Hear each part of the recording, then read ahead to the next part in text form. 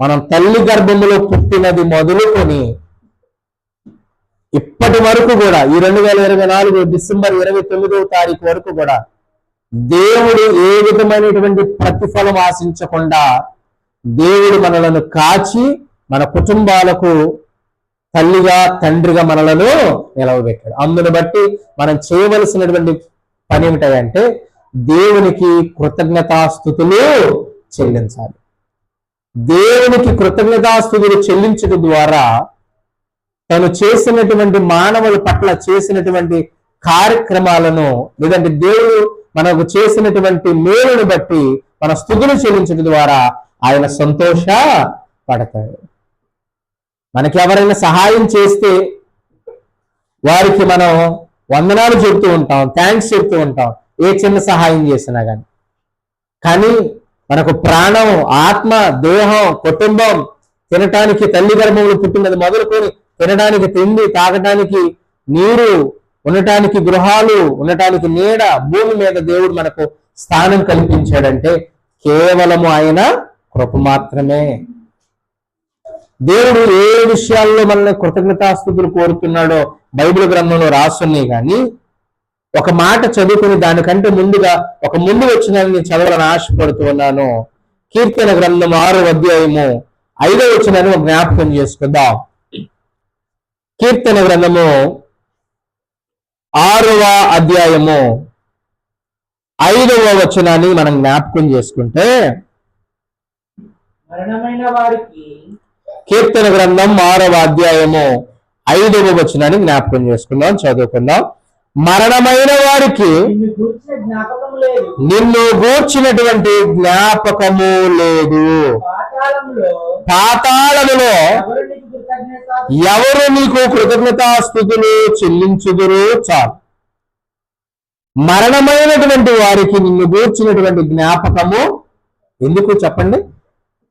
వారికి శరీరము లేదు, తెలివి లేదు, జ్ఞానము లేదు. కాబట్టి మరణించినటువంటి వారికి అయ్యో దేవుడున్నాడే, ఆయన మనల్ని బ్రతికించాడే భూమి మీద, ఆయన మనల్ని నివసింపజేస్తున్నాడు, మనలను పోషిస్తున్నాడు అని వారికి జ్ఞాపకమే లేదు. ఎందుకంటే వారు ఏమైపోయారో తెలుసా?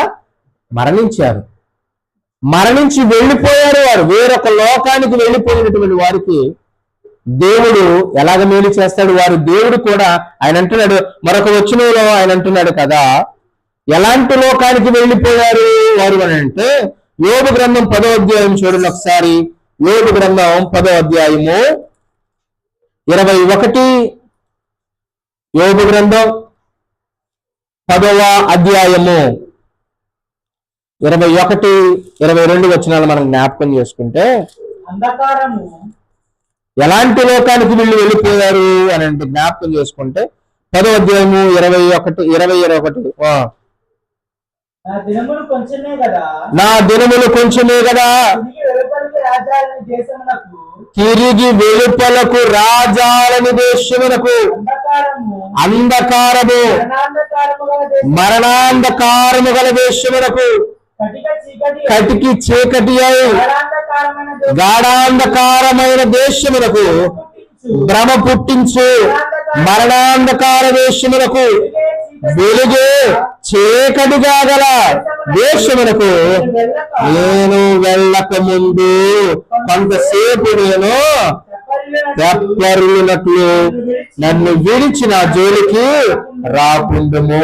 ఒక మనిషి, చాలా జాగ్రత్తగానండి, ఒక మనిషి చనిపోయిన తర్వాత వెళ్ళేటువంటి దేశం ఏదైనా ఉంది అంటే అది కటిక చీకటి గల దేశం అంట. కటిక చీకటి గల దేశంలో ఏముంటుంది అని అన్నాడంటే, మన దేశానికి ఇప్పుడు ఉన్నటువంటి ప్రపంచానికి భూమికి ఎలా వెలుగుందో ఆ ప్రపంచానికి ఒక మనిషి చనిపోయి వెళ్ళినటువంటి ఆ లోకానికి చీకటే వారికి వెలుగుగా ఉంటుందట. చీకట్లో మనం ఏమైనా చూడగలమా? అవి మనకి వెలుగును ఎలా ఆస్వాదిస్తూ ఉన్నామో భూమికి, ఒక మనిషి చనిపోయిన తరువాత వారి యొక్క లోకం ఎలా ఉంటుందంటే కటిక చీకటే. ఇక అదే వారి లోకం అంట. అలాంటి లోకానికి వెళ్ళినటువంటి వారు దేవునిని స్తుతించలేరు. కానీ దేవుణ్ణి స్తుతించేటువంటి భాగ్యాన్ని దేవుడు మనకు ఇచ్చాడు. ఎందుకో తెలుసా? మనకు ప్రాణము, ఆత్మ, దేహము, శరీరము సమస్తాన్ని దేవుడు మనకు అందించాడు. అందుకనే కీర్తనకారుడు కూడా ఒక గొప్ప మాట అంటూ ఉన్నాడు. ఆ కీర్తనకారుడు ఏమన్నాడు చూడండి ఒకసారి. కీర్తన గ్రంథం 30వ అధ్యాయం 9వ వచనాన్ని జ్ఞాపకం చేసుకుంటే, కీర్తన గ్రంథం 30వ కీర్తన 9వ వచనాన్ని ఒకసారి మనం చదువుకుంటే, మన్ను నిన్ను స్తుతించునా, నీ సత్యమును గూర్చి అది నీకు వివరించునా. చాలు నాన్న. ఆయన అంటున్నాడు మన్ను నిన్ను స్తుతించునా అంటున్నాడు. నిజంగా మన్ను దేవుడిని స్తుతిస్తుందండి.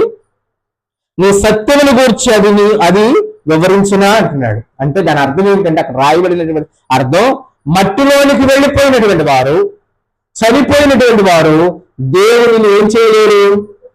స్తుతించలేరు. వారు బ్రతుకుంటే దేవుడిని స్తుతిస్తారు, కానీ చనిపోయినటువంటి వారు దేవుడిని స్తుతించలేరు.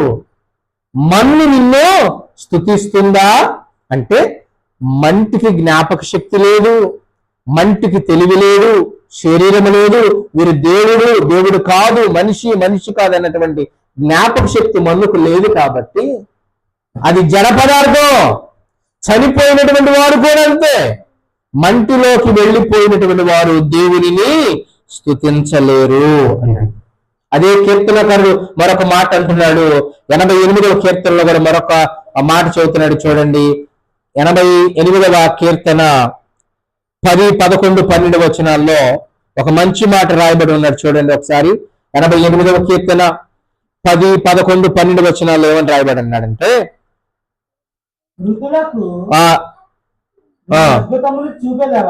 మృతులకు నీవు అద్భుతమును చూపెదవా. చాలండి. మృతులకు అద్భుతమును చూపెదవా. చచ్చిన వాడికి దేవుడు ఎలా మేలు చేస్తాడండి? చనిపోయినటువంటి వారికి మేలు చేయగలవా? దేవుడు ఒక మేలు చేయాలంటే మన గృహపరంగా కావచ్చు, ఆరోగ్యపరంగా కావచ్చు, మనకు ఆరోగ్యం కానివ్వండి, బట్టలు కానివ్వండి, పశువులు కానివ్వండి, ఈ లోకపరమైనటువంటి మేలు చేయాలి అంటే, ఆధ్యాత్మికమైనటువంటి మేలు చేయాలన్నా ఆ మనిషికి శరీరం, ఆత్మ, దేహం ఉండాలి. కానీ ఆయన అంటున్నాడు 10వ వచనములో, మృతులకు నీవు అద్భుతములు చూపెదవా. చనిపోయిన వాళ్ళకి ఏం అద్భుతాలు చూపిస్తామండి? బ్రతుకుంటే వారికి అద్భుతాలు చూపించగలం. బ్రతుకుంటే వారికి అద్భుతాలు, దేవుడి అద్భుతాలు చూడగలరు. కానీ చనిపోయినటువంటి వారి అద్భుతాలు చూడగలరా? దేవుడు కూడా అక్కడ రాయబడిన అర్థం ఏంటంటే, చచ్చిన వాడికి దేవుడు కూడా సహాయం చేయలేడు, అద్భుతాలు చేయలేడు. చచ్చిపోయిన అద్భుతాలు ఏం చూపిస్తావు? ఆత్మీయంగా చచ్చినటువంటి వారికి చూపించలేవు, భౌతికంగా చచ్చిన వారికి కూడా మనము దేవుని అద్భుతాలు దేవుని చూపించలేము. తర్వాత వచ్చిన అంటున్నాడు, ప్రేతలు లేచి నిన్ను స్తుతించురా. దాని అర్థం ఏంటంటే, చచ్చిన శవం లేచి దేవుని స్తుతిస్తుందండి? చచ్చిన శవం లేచి దేవుణ్ణి స్తుతిస్తుందా? స్తుతించదు. బ్రతుకున్నటువంటి మనమే దేవుని స్తుతించాలి తప్ప, జీవం ఉన్నటువంటి మనమే దేవుని స్తుతించాలి తప్ప, చనిపోయినటువంటి ప్రేత లేదంటే ప్రేతలు దేవునిని స్తుతించలేవు. ఎందుకు? దానిలో జీవము లేదు కాబట్టి, దానిలో దేవుని ఆత్మ లేదు కాబట్టి, దానిలో శరీరం లేదు కాబట్టి, తెలివి లేదు కాబట్టి, జ్ఞానం లేదు కాబట్టి వారికి ఏమి లేదో తెలుసా? దేవునిని స్తుతించలేరు. కానీ మనకైతే దేవుడిని స్తుతించదగినటువంటి భాగ్యాన్ని దేవుడు మనకిచ్చాడు. వారు ఇంకా వెళ్ళేటువంటి లోకానికి, ఒక మనిషి చనిపోయిన తర్వాత వెళ్ళినటువంటి లోకం ఎలా ఉంటుందో చూడండి ఒకసారి. అదే కీర్తన గ్రంథం 115వ అధ్యాయము 17వ వచనం చదవండి. 115వ కీర్తన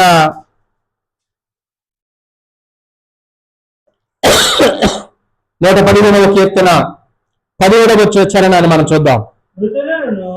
మృతులను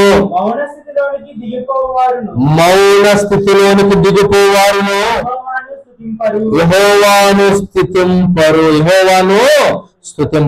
మృతులను ఎక్కడికి వెళ్ళిపోతారంటండి? మౌన స్థితిలోనికి, మాట్లాడే స్థితిలోనికి కాదు, మౌన స్థితిలోనికి వారు వెళ్ళిపోతారు. ఇంకో వచ్చిన చూద్దాం, అద్భుతంగా ఉంటుంది. ప్రసంగి గ్రంథము 9వ అధ్యాయము, ప్రసంగి గ్రంథము 9వ అధ్యాయము 10వ వచనము. ప్రసంగి గ్రంథము 9వ అధ్యాయము 10వ వచనం చదవండి. 561 పేజీ. ప్రసంగి గ్రంథము 9వ అధ్యాయము 10వ వచనం చదువుదాం. చేయుటకు నీ చేతికి వచ్చిన ఏ పనైనను నీ శక్తి లోపము లేకుండా చేయము. నీవు పోవు పాతాళమునందు పని అయినను, ఉపాయమైనను, తెలివైనను, జ్ఞానమైనను లేదు అంటున్నాడు. ఒక మనిషి చనిపోయిన తర్వాత చేద్దాం అనుకోవడానికి అక్కడ ఏమి లేదంటండి, పని ఉండదంట. అక్కడ ఏముండదంటండి, ఉపాయం ఉండదంట. అక్కడ ఏముండదండి, తెలివి ఉండదట. అక్కడ ఏముండదు, జ్ఞానం ఉండదు. తెలివి లేనటువంటి వాడు, పని లేనటువంటి వారు, ఉపాయం లేనటువంటి వారు, జ్ఞానం లేనటువంటి వారు దేవుడిని ఎలాగ స్తుతించగలరు? దేవుని మాటలు ఎలాగ వినగలరు? దేవుడు ఆశ్చర్య కార్యాలు ఎలా చూపించగలడు? దేవుడిని ఎలాగ స్తుతిస్తారు? దేవుడు ప్రేతలు లేచి దేవుని ఆత్మను ఎలాగ స్తుతిస్తాయి? దేవుడు అంటున్నాడు, ఒక మనిషి చనిపోకముందే దేవుని ఎరిగి ఆయన చేసినటువంటి అద్భుత కార్యములను మనం ఏం చేయాలో తెలుసా? ఆయన కొరకు స్తుతి యాగము చేయాలి. అందుకని దావీదు మహాభక్తుడు ఒక మంచి మాట అంటున్నాడు, అయ్యా నేను ఎందుకు దేవుడు స్తుతించాలి? ఈ 2024 సంవత్సరాలు తల్లి గర్భంలో పుట్టినది మొదలుకొని దేవుడు నాకు ఆయుష్, ప్రాణము, ఆత్మ, దేహము, కుటుంబము, గర్భఫలాలు, పాడి పంటల పశువులు, కష్టార్జితము, దేవుడు మనకు అన్ని విషయాలు మేలు చేస్తూ ఉన్నాడు. అయినా గాని అనేకులు దేవుని స్తుతించేటువంటి వారుగా లేరు. అసలు భక్తులు, బైబిల్లో ఉన్నటువంటి దావీదు భక్తుడు ఏమంటున్నాడో తెలుసా? దేవుణ్ణి మనం ఎందుకు స్తుతించాలి అనేటువంటి ప్రశ్నకు ఆయన సమాధానం ఏం చెబుతున్నాడో తెలుసా? చూడండి ఒకసారి 139వ కీర్తన చదవండి. ఒకసారి 139వ కీర్తన 14వ చరణాన్ని ఒకసారి చదివితే, 139వ కీర్తన 14వ చరణాన్ని ఒకసారి మనం చదువుదాం. 139వ కీర్తన 14వ చరణము. నీవు నన్ను కలుగజేసిన విధము చూడగా భయమును, ఆశ్చర్యమును నాకు పుట్టుచున్నవి. అందును బట్టి నేను నీకు కృతజ్ఞతాస్తుతులు చెల్లించుచున్నాను. దేవునికి స్తోత్రం. హల్లెలూయా.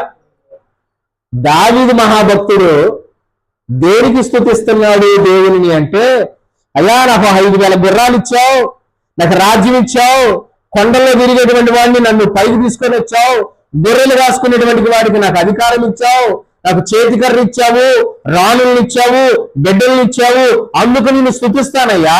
రాజ్యం ఇచ్చావుగా, నిన్ను స్తుతిస్తానయ్యా. ఇశ్రాయేలు ప్రజలను ఏలటానికి నాకు ఇచ్చావు కదా, అందుకు స్తుతిస్తానయ్యా అని చెప్పట్లా. మనుషుల యొక్క స్వభావం అంటే ఏదైనా ఇస్తే దేవుని స్తుతిస్తారు. కానీ దేవుని యొక్క భక్తుడైనటువంటి దావీదు అంటున్నాడు, ఆయన అంటున్నాడు, ఏమంటున్నాడు అండి?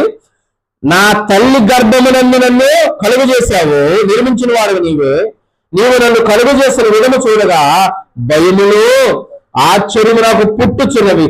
అందును బట్టి దేవుడు మనుషులను కలుగు చేసినటువంటి విధమును బట్టి దావీదు అంటున్నాడు, అయ్యో నేను ఈ భూమి మీదకి రావటానికి నువ్వు ఎంత శ్రమ పడ్డావో, నువ్వు నన్ను కలుగు చేసినటువంటి విధము చూస్తే ఒకడు జున్ను పేరబెట్టినట్లుగా, ఒకడు జున్ను గడ్డను పేరబెట్టినట్లుగా నువ్వు నన్ను పేరబెట్టావయ్యా.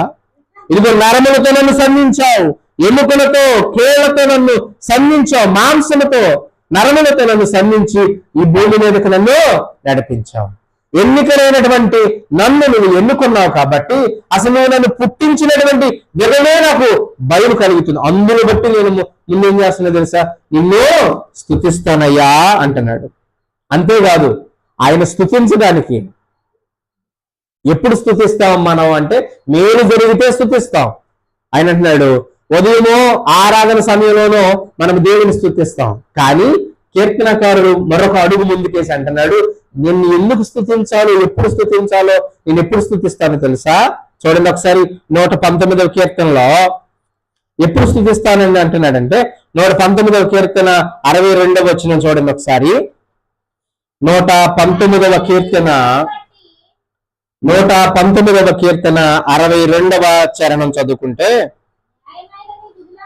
న్యాయమైన నీ విధులను బట్టి నీకు కృతజ్ఞతాస్తుతులు చెల్లించుటకు అర్ధరాత్రి వేళ నేను మేల్కొను వాడను. దేవునికి స్తోత్రం అండి. ఎప్పుడంటండి దేవునికి స్తుతులు చెల్లించడానికి ఎప్పుడు మేలుకుంటాడంట? అసలు మనం పగలే కష్టం, పగలే దేవునికి స్తుతులు చెప్పడం కష్టతరం అయిపోయినటువంటి మానవ బ్రతుకులో దేవుని రుచి చూచినటువంటి వాడు దేవుని వాక్యాన్ని బట్టి, ధర్మశాస్త్రాన్ని బట్టి దేవునికి స్తుతులు చెల్లించడానికి ఎప్పుడు లేస్తాడంటండి? ఎప్పుడు మేలుకుంటాడంట? అర్ధరాత్రి మేలుకుంటాడంట. ఎంత గొప్ప భక్తుడండి. అందుకని దేవుని యొక్క వాక్యాన్ని రుచి చూచినటువంటి వీరు, దేవుని వాక్యాన్ని తేనె కంటే మధురమైనటువంటి వాక్యముగా భావించినటువంటి వీరు దేవుని స్తుతించడానికి అర్ధరాత్రి మేల్కొంటారంట. దేవుడిని తన్ను కలుగు చేసినటువంటి విధమును బట్టి దేవుని స్తుతిస్తారట. దేవుని స్తుతించడానికి ఒక సమయమని లేకుండా అర్ధరాత్రి సైతం దేవుడు నాకు మేలు చేశాడండి అని ఎప్పుడు గ్రహించగలిగితే ఆ సమయంలో లేచి దేవునికి స్తుతులు చెల్లిస్తాను అంటున్నాడు. ఎప్పుడెప్పుడు మనం స్తుతులు చెల్లించాలి అని మనం ఒక మాట అడిగితే, బైబిల్ గ్రంథాన్ని చూసినట్లయితే ఫిలోమోనుకు రాసినటువంటి పత్రిక 1వ అధ్యాయము 5వ వచనాన్ని మనం జ్ఞాపకం చేసుకుంటే, ఫిలోమోనుకు రాసినటువంటి పత్రిక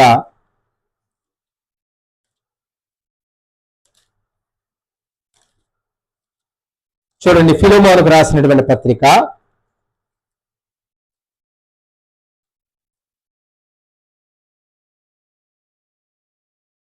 పేజీ నెంబరు 199 కొత్త నిబంధన గ్రంథంలో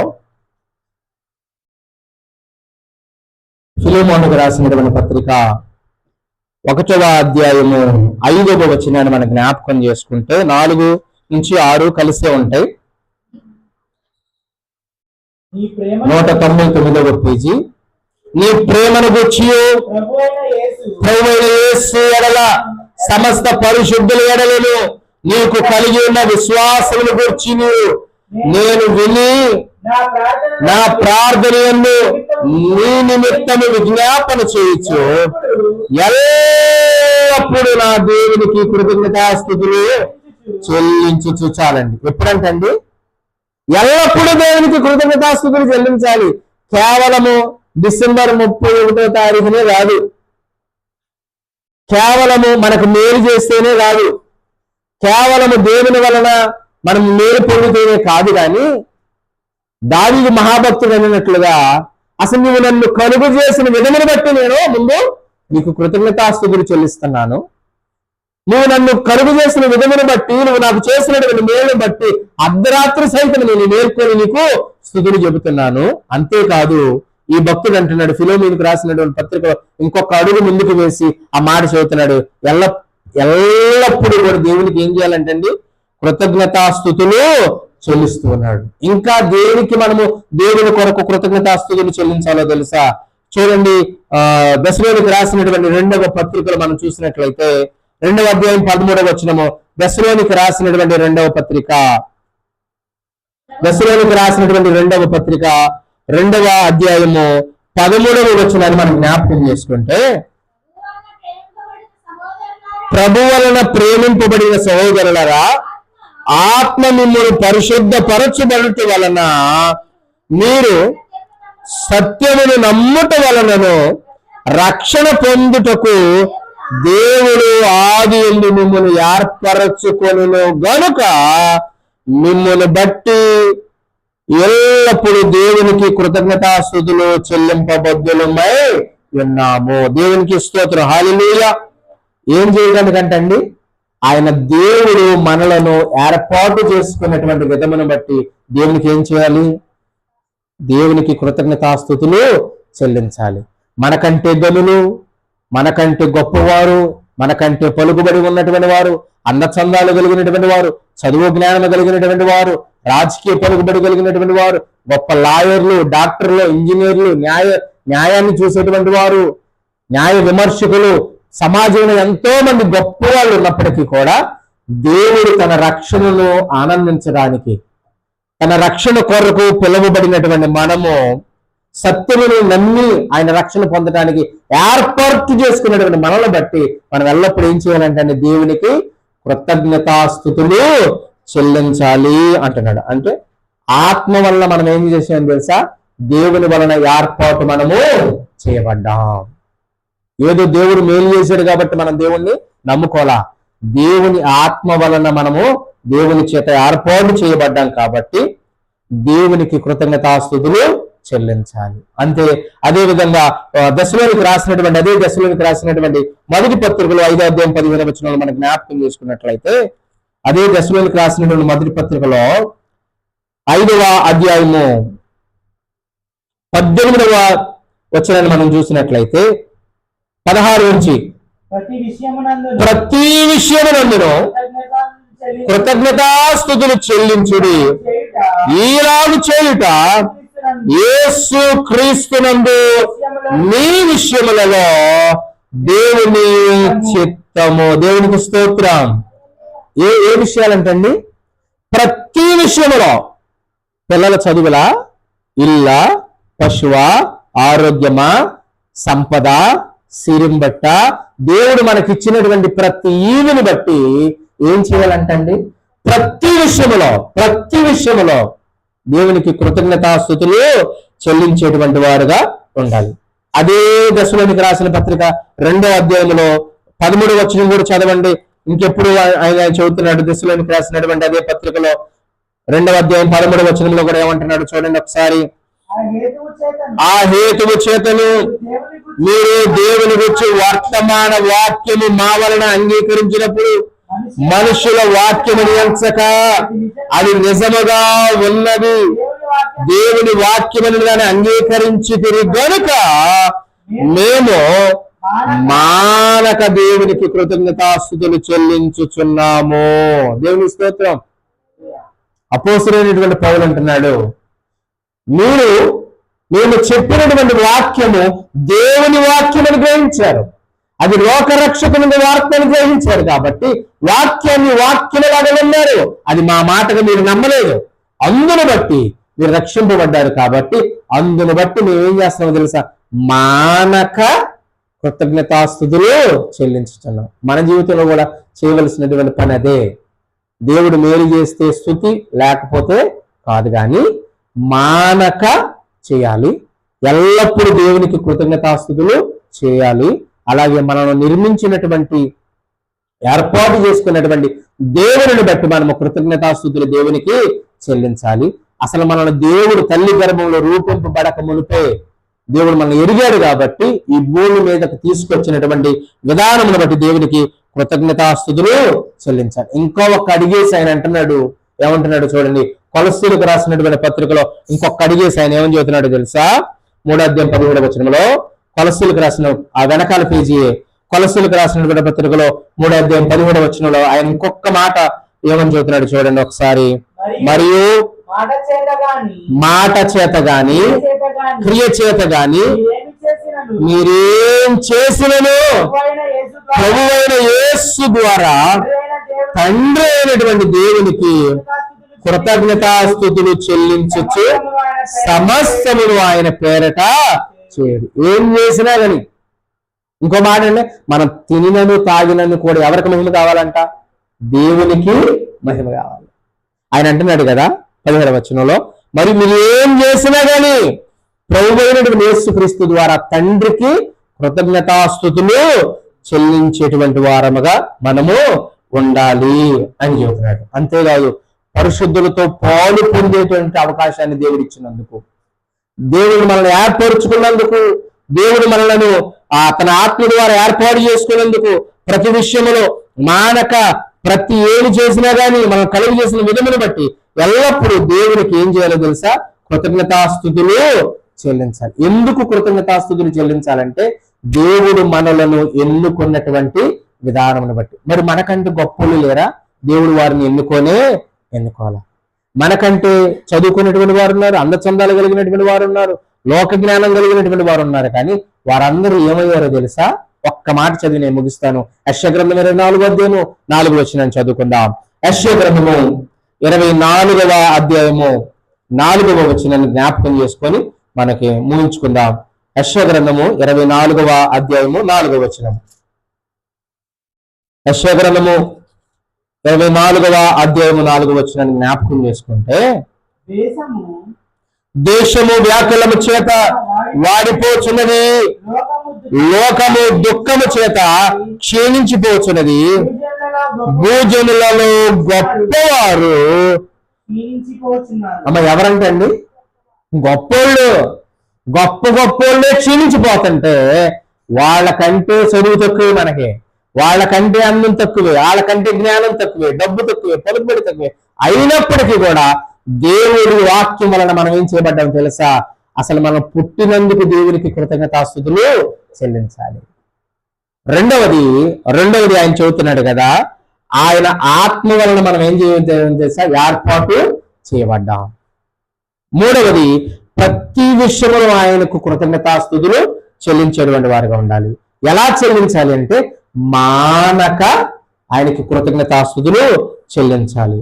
ఇంకా ముందడి చేసి అంటున్నాడు కదా, మీరేం చేసినా, మీరు తినను తాగినను ఎవరికి మహిమ కావాలి? దేవునికి మహిమ రావాలి. పరిశుద్ధులతో పాలు పొందు పొందేలాగా ఆయన ఏం చేశాడు తెలుసా? దేవుడు మనల్ని ఏర్పాటు చేసుకొని పరిశుద్ధులతో సహవాసం చేయటానికి ఏర్పరుచుకున్నందుకు దేవునికి కృతజ్ఞతాస్తుతులు చెల్లించాలి. దేవుడికి మనకు కలుగు చేసినటువంటి ప్రతి ఈవిని బట్టి, ఆరోగ్యమును బట్టి, గర్భఫలాలను బట్టి, కుటుంబాన్ని బట్టి, సంఘమును బట్టి, గ్రామాన్ని బట్టి, మనకు కలిగినటువంటి ఇట్టి స్థితిని బట్టి దేవునికి కృతజ్ఞతాస్తుతులు చెల్లింపబద్దులమై ఉన్నాం. అది ఎలా చెల్లించాలో ఆయన అంటున్నాడు. దావీదు భక్తుడు అంటున్నాడు, నేను నా తల్లి గర్భంలో రూపించబడినటువంటి, నేను కలుగు చేసినటువంటి విధము చూడగా నాకు బయలు కలుగుతుంది చూసావా, అందును బట్టి నేను నిన్ను స్తుతిస్తున్నాను. ఎప్పుడు స్తుతిస్తాడంట? కీర్తనకారుడు అంటున్నాడు కదా, అర్ధరాత్రి వేళ నాకు జ్ఞాపకం వచ్చి అర్ధరాత్రి వేళ కూడా నేను నిన్ను స్తుతించడానికి లేస్తున్నాడంట, మెలుగుగా ఉండడానికి కూడా లేస్తున్నాడట. మానక స్తుతించాలట.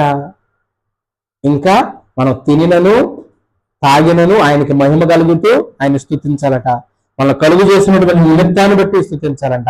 ఎల్లప్పుడూ ఆయనకి కృతజ్ఞతాస్తుతులు చెల్లించాలి. ఎందుకోసమో తెలుసా? ఆయన వాక్యాన్ని విని మనం ఏమయ్యాం తెలుసా? వాక్యం ద్వారా ఆత్మ చేత ఏర్పాటు చేయబడ్డాం. రెండవది, పరిశుద్ధులతో పాలు పొందుకోవడానికి ఆయన మనలను ఏర్పరచుకున్నాడు. కాబట్టి పరలోకములో మనం చేర్చుకోవడానికి ముందు సంఘములు ఆయన చేర్చాడు. కాబట్టి ఇందును బట్టి దేవునికి కృతజ్ఞతాస్తుతులు చెల్లింపబద్దులమై ఉన్నాం.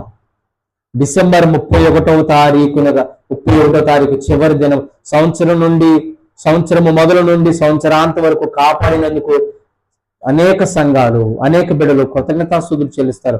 చాలా మంచిదే. కానీ దానికంటే ముందుగా మనం చేయవలసింది ఎల్లప్పుడూ చేయాలట, మానక చేయాలట, సంఘములో ఉన్నందుకు చేయాలట, దేవుని యొక్క వాక్యం ఇచ్చినందుకు చేయాలట, పరిశుద్ధులతో పాలు పంచడానికి మనకి ఇచ్చిన చేయాలంట. అసలు మనం కలుగు చేసినటువంటి విధము చూసి దేవునికి కృతజ్ఞతాస్తుతులు అందరూ బట్టి మనము దేవునికి కృతజ్ఞతాస్తుతులు చెల్లించి మనము బ్రతికి ఉన్నాము. కాబట్టి ఆయన అంటున్నాడు కదా, అయ్యా బతుకున్నటువంటి మీకు మేలు చేస్తాను కానీ సచ్చినోడికి నేను చేయలేను అంటున్నాడు. సచ్చినోడికి దేవుడు ఏం మేలు చేస్తాడు? మన్ను స్తుతించలేదు కదా. మరణానికి వెళ్ళిపోయినటువంటి వారికి చీకటే వారి లోకం. అట్టంటి వాళ్ళకి నేను మేలు చేయలేను, వాళ్ళు నాకు కృతజ్ఞతాస్తుతులు కూడా చెల్లించలేరు. ప్రార్థన లేచి దేవుని స్తుతించు. కానీ మనము జీవము కలిగి, ప్రాణము కలిగి, ఆత్మ కలిగి, దేహము కలిగి ఉన్నటువంటి మనము ఎవరిని స్తుతించాలి? దేవునిని స్తుతించాలి. దేవుని ఎందుకు స్తుతించాలో ఇప్పుడు మనకు చెప్పాడు కదా దావీదు భక్తుడు. కలుగు చేయబడినందుకు అంట అర్ధరాత్రి కూడా మేల్కొని ప్రత్యేకంగా ఆయన కార్యాలు గుర్తుకొచ్చినప్పుడల్లా దేవునికి కృతజ్ఞత స్తుతులు చెల్లించాలి. ఎల్లప్పుడూ చేయాలి. రెండోది, మానక చేయాలి. పరిశుద్ధులతో పాలు పొందుకోవడానికి ఆయన ఇచ్చిన అవకాశాన్ని బట్టి చేయాలి.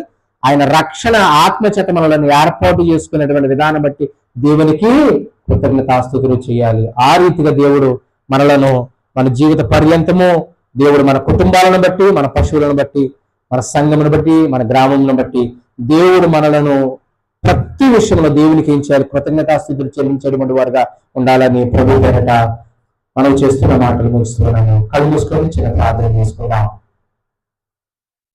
మహాపరిశుద్ధుడా, ప్రేమ నమ్మకం కలిగిన తండ్రి కొందనాలు, కృతజ్ఞతాస్తుతులు. ఎదుగు ప్రభు, మన్ను నేను స్తుతించలేదు కానీ, ప్రేతలు లేచి నేను స్తుతించలేదు కానీ, ఎదుగు ప్రభు, వారు కటిక చీకటి గల లోకములోనికి వెళ్ళిపోయి వారు చీకటే వారికి వెలుగుగా భావించి ఆ లోకమును బ్రతుకుతున్నటువంటి వారు. అట్టి లోకములో తెలివి లేదు, జ్ఞానము లేదు, పని లేదు, ఉపయోగం లేదు ప్రభువా. దాని నుంచి తప్పించుకోవడానికి వారికి యోచన కూడా లేదని మీరు చెబుతున్నారు మీ వాక్యం. నిజమే, మేము ఈ భూమి మీద బ్రతికినంత కాలమే నేను స్తుతించగలుగుతాం. చనిపోతే మేము స్తుతించలేము, మృతులు స్తుతించలేరు. దేవుడు మృతులకు ఇదిగో మృతులు కూడా మేలు పొందలేమని వాక్యం సెలవిస్తున్నట్లుగా మమ్మలను కలుగు చేసిన విధమును బట్టి నీకు స్తుతులు చెల్లిస్తూ ఉన్నాం. మమ్మల్ని ఏర్పాటు చేసుకునేటువంటి విధానాన్ని బట్టి స్తుతులు చెల్లిస్తూ ఉన్నాం. మమ్మల్ని రక్షణ భాగ్యాన్ని ఇచ్చిన స్తుతులు చెల్లిస్తూ ఉన్నాం. మా కుటుంబాలతో ఉన్నందుకు నీకు స్తుతులు చెల్లిస్తూ ఉన్నాం. దేవుని మందిరంలో ఉన్నందుకు నీకు స్తుతులు చెల్లిస్తూ ఉన్నాం. మానక స్తుతులు చెల్లిస్తూ ఉన్నాం. ఇదిగో ప్రభువా, మేము తినినను తాగినను కేవలం మీకు మాత్రమే మహిమ కలిగినట్లుగా జీవించడానికి సహాయాన్ని దయచేయండి. వచ్చినటువంటి బిడ్డలను, విన్నటువంటి బిడ్డలను, ఇదిగో ప్రార్థనలు ఏకీపిస్తున్నటువంటి బిడ్డలను మీరు జ్ఞాపకం చేసుకోండి. వారిని, వారి కుటుంబాలు, వారి బిడ్డలు, వారి సంతానం మీద మీ ఆత్మ నుంచి ముందుకు నడిపించి ఇదిగో ప్రతి విషయంలో ఎల్లప్పుడూ మానక కృతజ్ఞతాస్తుతులు చెల్లించుటకు ఇదిగో ప్రభు సమయాన్ని అసమయాన్ని ఎరగక మీకు స్తుతులు చెల్లించేటువంటి భాగ్యాన్ని ప్రతి బిడ్డకు దయచేయమని, నిన్న వాక్యం నీరు బట్టి ఫలించమని యేసుక్రీస్తు నామం పేరిట అడిగి వేడుకొనుచున్నాము తండ్రి.